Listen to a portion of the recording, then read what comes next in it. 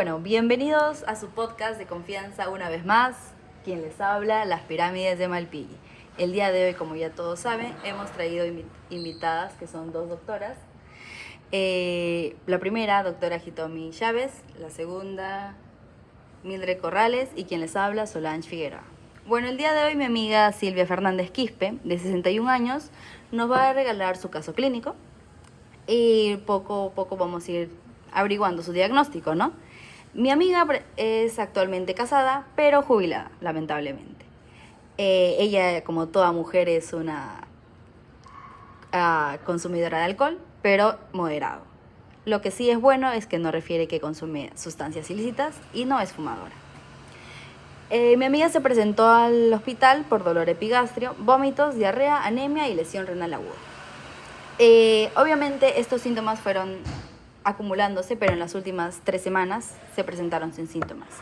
El dolor del epigastrio aumentó con frecuencia, fue primero de un 4, en una escala de 1 a 10, fue primero de 4 a 10 y en la actualidad es de 7 a 10. Entonces es muy significativo el dolor. Además, los vómitos que son biliciosos, que es básicamente contenido del estómago y la bilis, y ocasionalmente estrías de sangre en las heces negras. En sus antecedentes familiares, ella refiere que lamentablemente su padre falleció a los 72 años con cáncer de esófago. A nivel de su familia paterna, por parte de su abuelo y su tía, existe la enfermedad de linfoma. A nivel de su familia materna, sarcoma y cáncer de pulmón por parte de sus primos. Antes de pedirle otros exámenes, se pidieron exámenes físicos, obviamente, al ingreso, que son la presión arterial, que fue 179/92, su pulso, 90 latidos por minuto, la temperatura inicialmente fue 37, pero fue aumentando posterior a 38. La presión, la saturación de oxígeno y respiración, normales. En las de laboratorio se pidió hematología, que arrojó anemia. En sus heces fueron positivas para sangre oculta y negativas para leucocitos. Pidieron imágenes, 3 imágenes especiales, que son endoscopia digestiva alta, ecografía abdominal y ecografía vascular renal. En la ecografía vascular renal no hubo estenosis de las arterias renales, pero en la ecografía abdominal sí hubo trazas de ascitis y pequeños drenajes pleurales. Y también en la de endoscopía, que se presentó hernia de hiato pequeño, sin hallazgos relevantes. Ahora, Bueno, muy interesante, doctora. Y dígame, ¿cómo la anatomía del riñón nos ayudará a conocer el diagnóstico de la paciente? bueno, el riñón es una estructura muy importante de nuestro organismo. Sabemos que conserva el líquido corporal y electrolitos, a su vez la eliminación de los desechos metabólicos. Obviamente a un nivel anatómico externo y visualizarlo por tipos de imágenes, podemos observar su color, que es un color rojo muy oscuro. Su tamaño es de 12 centímetros de longitud, 6 centímetros de ancho y 3 centímetros de grosor. El peso aproximadamente varía tanto para mujeres y varones, obviamente. En los varones son 140 gramos, en las mujeres 125 gramos. Y su localización, el contenido de la celda renal, por así decirlo, está entre la T11 y la L3. Además, como ya lo habíamos mencionado, cada estructura del organismo necesita una protección.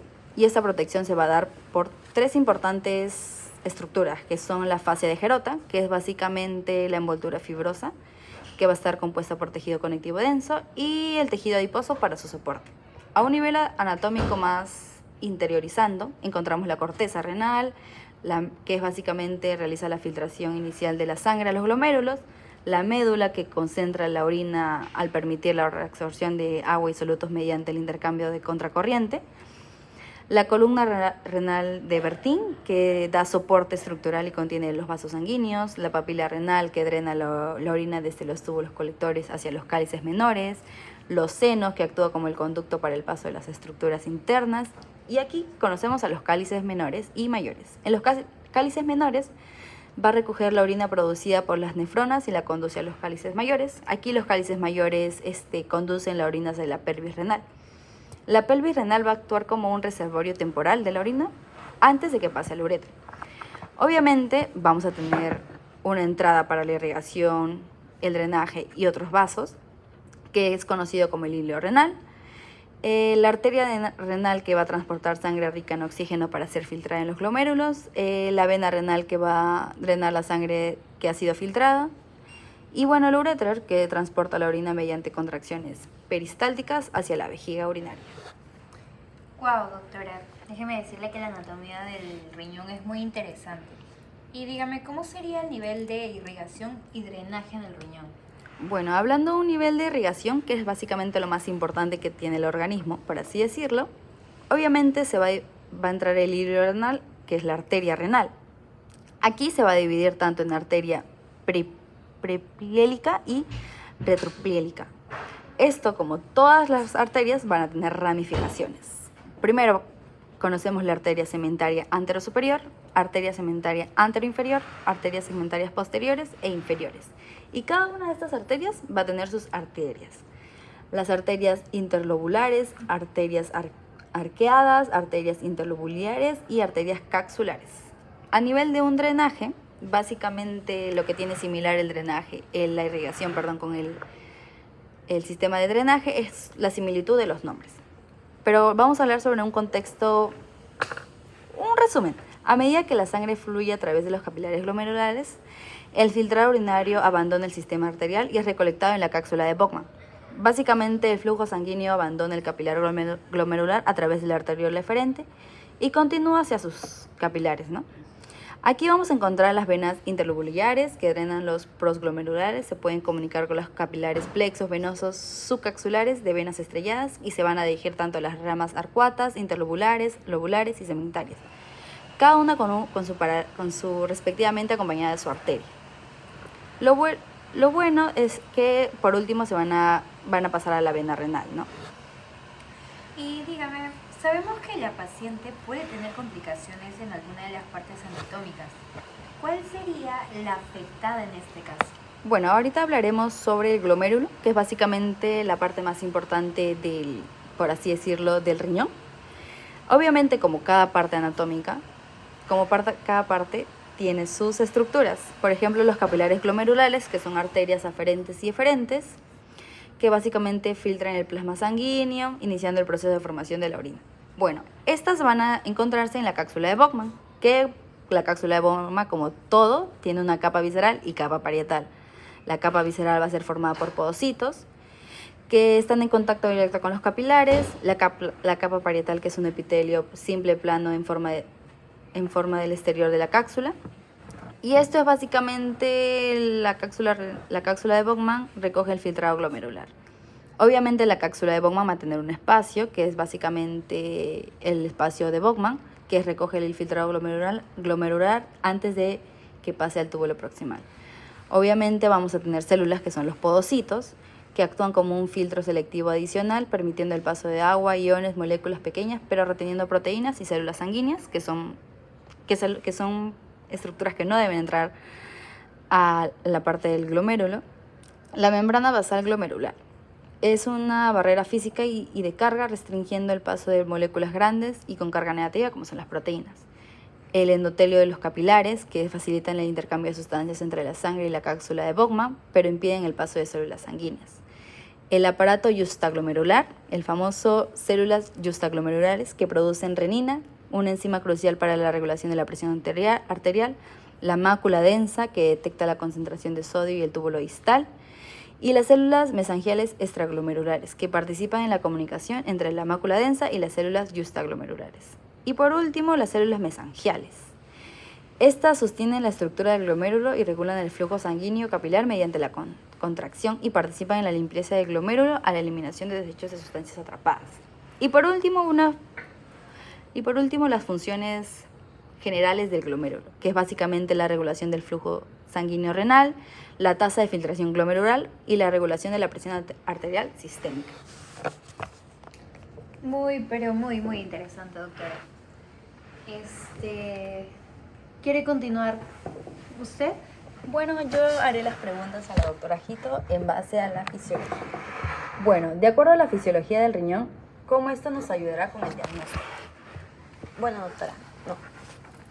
Bueno, los riñones van a ser órganos principales del sistema excretor, lo cual van a ser clave para su función de filtrar sangre, mantener el equilibrio de líquidos y electrolitos y también regular el pH.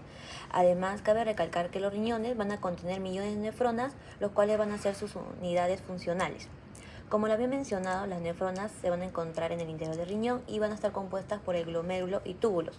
De acuerdo a esto, se van a encontrar en los glomérulos capilares que van a permitir que el plasma pase a través de una membrana selectiva, lo cual van a retener células sanguíneas y proteínas grandes. A este proceso se le va a conocer como filtración glomerular, donde sustancias, ya sea agua, sodio, aminoácidos, entre otros, van a pasar desde la sangre hacia el tubo renal debido a la presión arterial. También en esta zona van a ocurrir dos procesos claves, que es la reabsorción y la secreción. En la reabsorción, el cuerpo va a recuperar las sustancias útiles, como es el agua, glucosa, aminoácidos y sodio, devolviéndola a la sangre, y esto va a ocurrir principalmente en el túbulo proximal y en otras partes del túbulo, como es la asa de Henle, donde también se van a reabsorber agua por su parte descendente y cloruro de sodio en la parte ascendente. Por otro lado, tenemos la secreción, lo cual se van a eliminar sustancias que el cuerpo no va a necesitar, como es el ácido úrico, potasio o iones hidrógeno desde la sangre hacia el túbulo renal. Por otro lado, tenemos las hormonas que también van a tener un apoyo en la regulación de estos procesos, que es la aldosterona, que va a estimular la reabsorción de sodio y secreción de potasio en el túbulo distal, lo cual así va a ayudar a controlar la presión y el equilibrio de electrolitos. También tenemos la hormona antidiurética, que por su parte va a actuar en el túbulo corrector, promoviendo así la reabsorción de agua y concentrando la orina según las necesidades. Y finalmente, en el túbulo corrector se van a excretar tanto la orina, lo que va a incluir el agua, urea y cloruro de sodio, y todo lo que había mencionado va a asegurar que el equilibrio elimine desechos y mantenga el equilibrio interno de líquidos y electrolitos. Otra función que cumplen los riñones es la producción de eritropoyetina, lo cual va a estimular la formación de glóbulos rojos. La fisiología renal va a ser fundamental en el conocimiento diagnóstico, ya que vamos a entender los mecanismos del caso clínico, lo cual así por muchas de las manifestaciones de las pacientes que se derivan de cómo los riñones normalmente van a regular el cuerpo y qué sucede cuando esta falla. Bueno, doctora, al inicio se mencionó los signos y síntomas del paciente. ¿Cómo la anemia está relacionada con la función renal en este caso? Como lo había mencionado, los riñones van a producir la eritropoyetina. Una disminución de esta será por los daños en los riñones, lo cual esto va a contribuir a una anemia. Y bueno, ¿y en la relación entre la hipertensión con la fisiología renal en este paciente? Bueno, la hipertensión en este paciente va a ser resultado por la retención de sodio y agua debido a una disminuida capacidad renal para excretarlos. También podemos ver que los riñones regulan la presión mediante el sistema renina-angiotensina, y cuando esta no funciona se van a activar mecanismos, lo cual van a elevar esta presión. Y bueno, ¿y qué nos dice sobre el edema que presenta la paciente? El edema va a ocurrir debido a que los riñones no están filtrando adecuadamente el exceso de agua y sodio, lo cual esto va a provocar una acumulación en los tejidos. Entiendo. Y ahora sobre las alteraciones renales, ¿cuáles se observan en el sistema renal de la paciente? Bueno, en la paciente podemos encontrar las siguientes alteraciones, como es la insuficiencia renal aguda, la proteinuria, la hematuria, la hipercalemia, acidosis metabólica y edema, lo cual estas condiciones reflejan un daño glomerular, inflamación por crioglobulinemia y una disfunción renal generalizada en la excreción de potasio, hidrógenos y sodio. Bueno, es muy interesante la insuficiencia renal aguda en esta paciente, pero ¿cómo está relacionada con la fisiopatología de la crioglobulinemia? Bueno, la insuficiencia renal aguda se debe a una glomerulonefritis de progresión rápida causada por depósitos de inmunocomplejos en los glomérulos, lo cual esto va a provocar inflamación, daño en la membrana glomerular y una disminución de la tasa de filtración glomerular, y esto va a llevar a una acumulación de urea y creatinina en la sangre y una pérdida en la función de filtración renal. Entiendo, doctora. ¿Y cómo se explica la relación entre los hallazgos inmunológicos y la función renal? Los inmunocomplejos y las cadenas ligeras, que es el kappa y la lambda, de una gamapatía monoclonal se van a depositar en los glomérulos, lo cual esto va a causar una inflamación y daño en la membrana basal glomerular, y esto va a activar excesivamente el sistema de complemento, lo cual esto va a perpetuar el daño renal, la inflamación y la hipocomplementemia. Entonces, para concluir, el daño de los glomérulos por los inmunocomplejos es la principal causa del daño renal en este caso. Exactamente, el daño en los glomérulos por los inmunocomplejos va a ser la principal causa del daño renal en este caso, ya que los inmunocomplejos, como lo había mencionado, van a depositarse en los glomérulos causando inflamación y una alteración en la filtración glomerular, lo cual esto va a llevar a una insuficiencia renal, proteinuria, hematuria y otros problemas relacionados con la función renal. Bueno, ahora muy importante la fisiología, pero también es importante la histología. Queremos hablar con la doctora Mildred Corrales. Bueno, doctora, ¿qué sabemos sobre el rol de los glomérulos en el riñón y cómo contribuye a la filtración glomerular? Bueno, hablando de la histología, en realidad los glomérulos son estructuras claves para la filtración de sangre de los riñones. Su membrana basal selectiva y las células endoteliales fenestradas permiten filtrar el plasma reteniendo proteínas y células sanguíneas. ¿Y cómo se observa el glomérulo en condiciones normales y cómo su estructura permite esta función? Bueno, el glomérulo normalmente tiene una red capilar fina, rodeada por una cápsula de Bowman, diseñada para la filtración selectiva del plasma. La membrana basal glomerular actúa como una barrera que evita el paso de las proteínas grandes. Y de acuerdo a las imágenes de la paciente, ¿qué observamos a nivel histológico del glomérulo? Bueno, aquí vemos una biopsia renal teñida con PAS, que es el ácido periódico de Swift, que permite resaltar las membranas basales, a diferencia de un glomérulo normal. Esta muestra revela depósitos de material eosinofílico en los capilares, conocidos como los pseudotrombos. También hay aumento de la celularidad mesangial y engrosamiento irregular de la membrana basal. Estos hallazgos confirman el daño glomerular por crioglobulinas. ¿Y por qué se identifican estos depósitos como pseudotrombos? Estos depósitos no son trombos típicos, porque carecen de fibrina. En cambio, están formados por complejos inmunes y crioglobulinas, que lo podemos evidenciar por la tinción positiva para el IgM, el IgG y el C3 en inmunofluorescencia. ¿Y cómo se correlacionan estos cambios histológicos con los síntomas clínicos de la paciente? Bueno, la inflamación y la oclusión de los capilares glomerulares alteran la filtración, lo que nos va a explicar la proteinuria, la hematuria y la disminución de la tasa de filtración glomerular, manifestándose como insuficiencia renal aguda. Bueno, sabemos que la paciente tuvo análisis de orina. ¿Cómo respaldan los hallazgos histológicos a estas pruebas? En el análisis de orina se identificaron cilindros hemáticos y proteinuria. Los cilindros hemáticos son característicos de un daño glomerular agudo, como en esta paciente, donde los glomérulos están inflamados y presentan depósitos inmunes que rompen la barrera de filtración. Estos hallazgos son consistentes con las imágenes histológicas de la biopsia, que muestran hemorragia glomerular y oclusión de los capilares por pseudotrombos. ¿Y qué papel desempeñan los depósitos inmunes en las alteraciones observadas en la histología glomerular?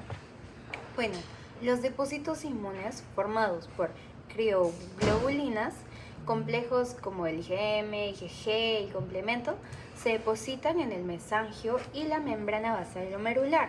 Esto provoca inflamación, activación del complemento y daño estructural.